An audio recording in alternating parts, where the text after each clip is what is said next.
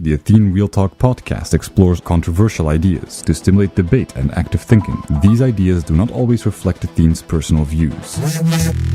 Welcome to the Athene Real Talk Podcast. He has been called the best gamer in the world, hands down. World-famous gamer and philanthropist Athene. Gaming for Good, it's called, has raised more than $20 million. Using his notoriety to raise money for charity. On activism, science, culture, and self-development. Proud to have him in the studio today. I would not want to take you on in a video game. How do you strike balance between self-preservation and making the world better? Do you just pursue helping the world and the rest falls into place? This is where I'm struggling. Drexin, maybe I speak from a privileged point of view, but the way I look at it is, if I can help X amount of people to have a better life, even if it goes at the cost of me, I don't mind. But maybe that's only because I'm already to a point where I'm quite actualized and I don't have so much needs. Because if you would tell me, what do you need? I don't need anything. Even if I don't feel good or whatever, I never need something. I'm good. And maybe that's why, for me, it's easy to give and even sacrifice parts of me because I have enough on an emotional level. Maybe. It's just a theory. On the other hand, I just am very aware of the consequences of my actions. And I do know that if it was my brother or my sister or my child, I would be inclined to go out of my way even if my self-preservation is at risk. And that shows that, the mere difference between me helping out a kid in Africa or someone next to me is the luxury or the privilege that person had to know me. And I think that's unfair. And I really value the truth a lot. I value honesty. And that's why I have an easy time going really out of my way. But to go to your answer of like self-preservation, right? And making the world better. The thing is that at the end of the day, what's the worst that can happen? What is it that you truly lose? Because a lot of people come to me and look at me and go like, but Athene, this and that. But I live a good life. Even with everything I do, I still live a good life. Of course, you got to go about it cognitive. You cannot just be naive because then, you will have a hard time. But I just don't make it about myself. I never even experience the concept I'm struggling. I don't even allow myself to think that. It's a thought that originates in you allowing yourself to think that. Everything originates from the subconscious. But on a subconscious level, I know there is no difference between me and someone suffering in Auschwitz. So the thought of, I'm struggling can't even come up because it would be an insult for the version of me that is really struggling and getting tortured. And it's this true awareness and this perspective that allows me to be very no bullshit towards myself. I don't allow myself to make it about myself. I don't even allow myself to make it about self-preservation, not in the spot I am now.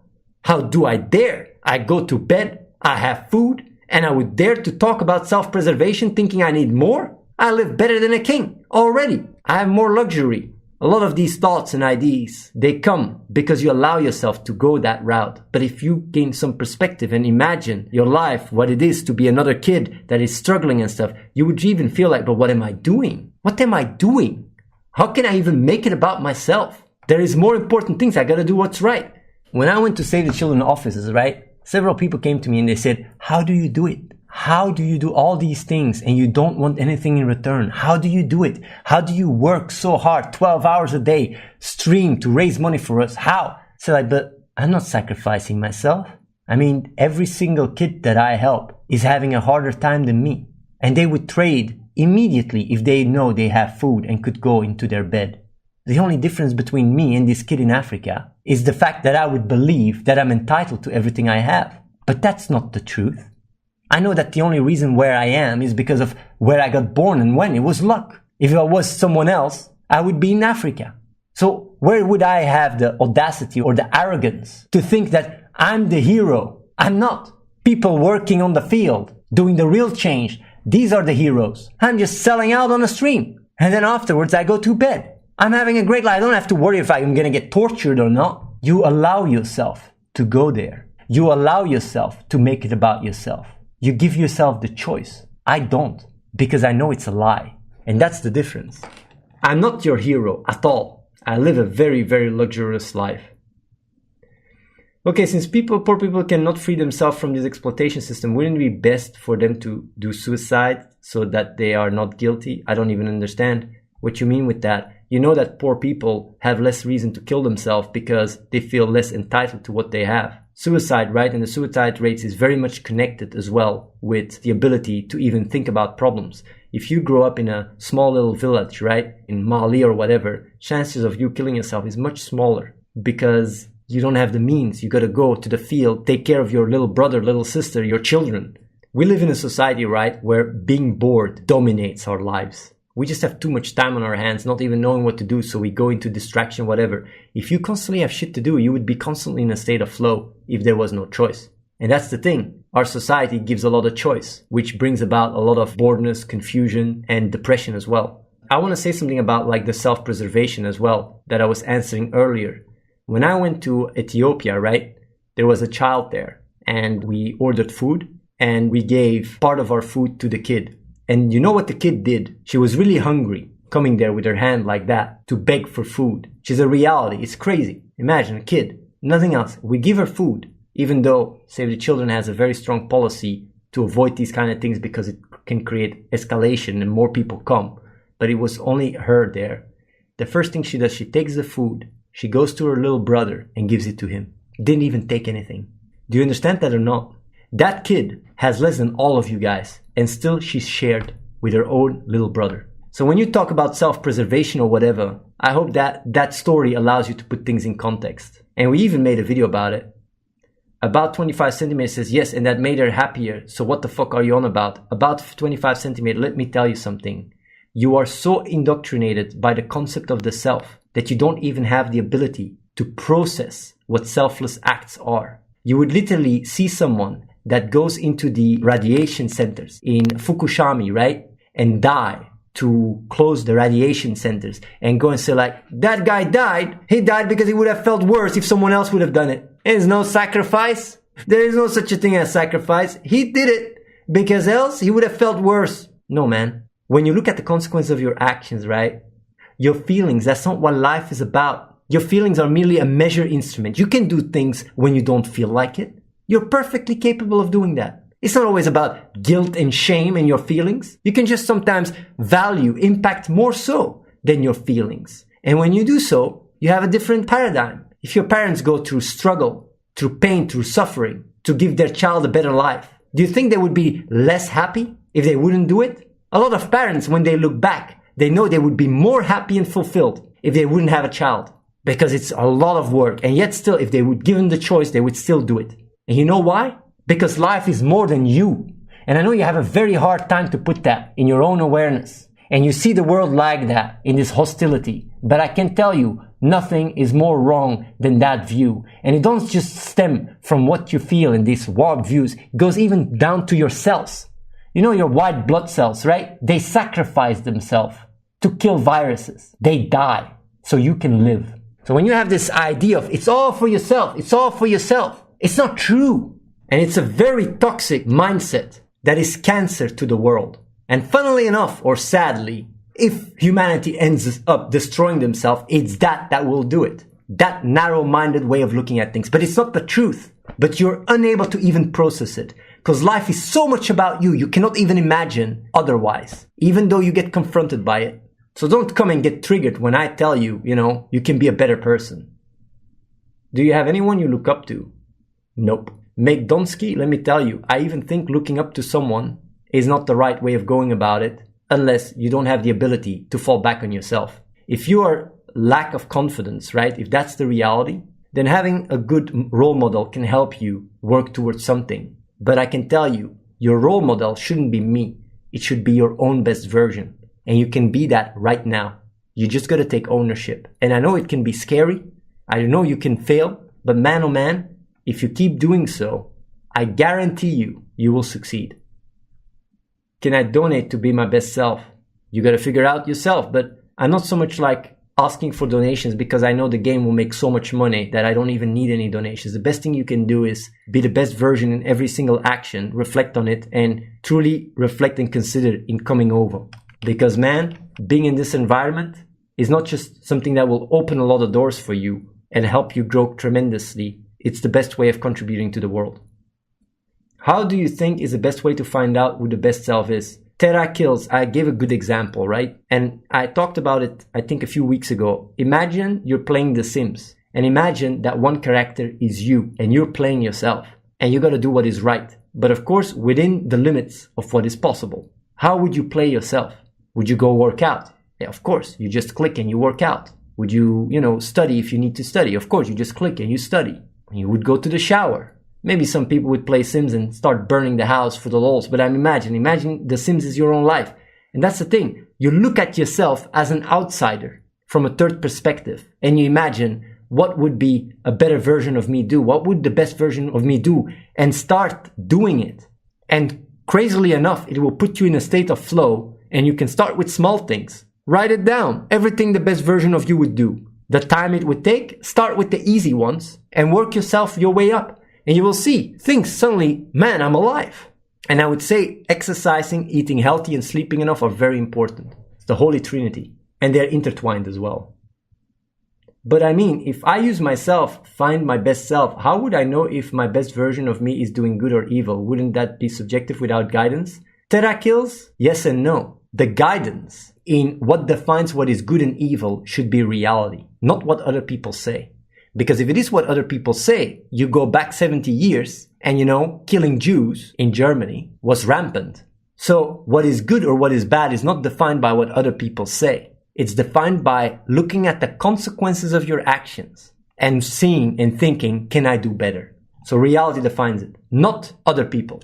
And that's why also, even in war, the biggest heroes are the ones that denied orders when they knew it was not right.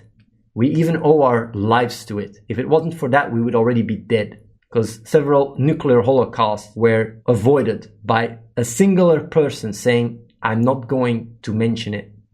I'll tell you guys another little story. It's a funny one. It's not a funny one, it's an interesting one. You know the UK has nuclear submarines, and every prime minister has to write in a letter that is closed in these submarines that when there is a nuclear attack, if they have to retaliate or not. So let's say UK is removed from the map, if they have to retaliate and send nukes. And so far, I think every single prime minister said no. It's interesting, huh? You can look up the story. It's quite heartening, but you don't know it, of course. They only know it afterwards. But reality is subjective from person to person. Or what I might think is good might be wrong in another person's eyes. I'm finding it very hard to find the best version of myself in this world at the moment. Yes and no. When you look at reality, right? Even when you look from the other person's eyes, forwarding humanity and be a good person is hard to argue with. It's a very easy thing for you to figure out. And once you start going too much into it, it's more for the sake of philosophizing. But the reality is simple. Being a good, better person is very easy to measure. You know what you can do to be kind and helpful. Of course, when you start to scale it up, becoming more cognitive and more capable at it, it becomes more and more complex. But it starts very simple. And it being subjective does not undermine it because everything is inherently subjective. When I talk about objectivity, reality, it merely means what holds to be true, whether you believe it or not, or feel like it or not, gravity, whatever. If you take action, right, and it kills people, then no matter how you realize or rationalize, I damaged, I killed people. On the other hand, if you take action and it allows us to prevail and grow and move forward, then yeah, that's a different story. And of course, when you go into the details to just debate it or whatever, why are you even wasting your time doing so? Because in reality, these hypotheticals are not even part of the equation. And in the end, it's always about reality. It's not about fictionals or theories or whatever. It's about what is. He just wants to promote himself. XRTC94? No, I don't try to promote myself at all. What I try to do is I try to have more people realize their potential and the extent to which they can do good and come over to unite forces. I'm asking these things as I've tried extremely hard to help others around me with the consequences of my own well-being, and now I am swaying more over to selfish self-survival. Well, I can tell you, Terra Kills, I even said it earlier today, it doesn't have to be that way. You can be a good person. You just gotta find ways to surround yourself with people that stimulate you, and no matter the struggle that you go through, it doesn't justify to become selfish. It's not worth it. It will only make you less happy. It will take away your meaning, everything. And I'm telling you, and I'm showing you that it can be different. This place is showing it. But yeah, I think people should really take time to reflect about their life, doing what is right, the things that I've mentioned today. Imagine, what is it if it's the other side of the street? What do I have to lose? Take advantage of this opportunity, man. And I know there's a lot of people there that are very close to come over. And it's only a mental barrier that is stopping them in doing so. And I can tell you, you will not regret it. You will not regret it as much as not having done it. Have you thought about establishing a collaboration plan for those who cannot come over but want to help? I would rather see how I can resolve it on my end by making it able for these people to come over, even if it means having another place in another country or continent. If you talk so highly about ethics, why are you making a pay-to-win trash game? Because the end justifies the means. This game is more than just a trash game. This game taps into what already works. Going and talking, right, about all these insights, if it wasn't for me playing World of Warcraft and being a fucking clown, I would have nobody watching me. But I make compromises because the real moral high ground is to see reality and to swallow your own personal feelings for the benefit of the bigger picture. So basically this pay to win game or pay to progress or whatever will allow us and enable us to raise a lot of money, gain a lot of influence, help people hear code, raise money for charity. There's going to be charity events. Right now, you might not see it immediately. But next year, once we start implementing UBI in villages, you will start changing your opinion because you didn't see the bigger picture. So of course, if you just look at one layer, you can say like, why this? Because it's way more effective. And the end justifies the means only when the end is properly defined, by the way, which is moving humanity forward. UBI is universal basic income. I've grown up being neglected and with no guidance in my life. How do I move past that, still not knowing what I want to do with my life as a 17-year-old?